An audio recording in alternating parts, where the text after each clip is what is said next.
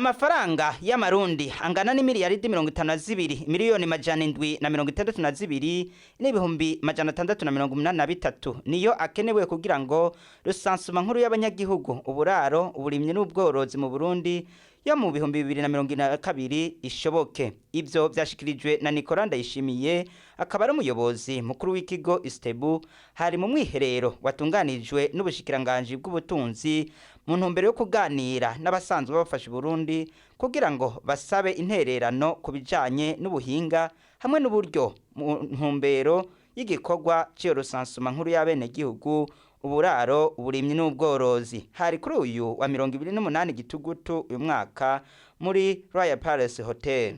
Yabandanije amenyesha ko ubuserukizi bwa leta zunze ubumwe za Amerika bwemereye Uburundi kubufata mu mugongo mu kubarosa intererano kandi ko buzobandanya budodora hirya no hino mu gusaba intererano n'ibikoresho by'ubuhinga kugira ngo ico gikorwa gishike kwihangiro. Inama nkenguzamateka na nshingamateka nazo nyene zariyemeje gushigikira amahangiro igihugu cihaye biciye muri iyo rusansuma nkuru y'igihugu kugira ngo ico gikorwa gishike aho categerezwa gushika. Mwomenya ko inama nshingamateka iza yaramaze kwemeza amafaranga angana n'imiliyaridi 2 z'amafaranga y'amarundi leta izosohora muri ico gikorwa.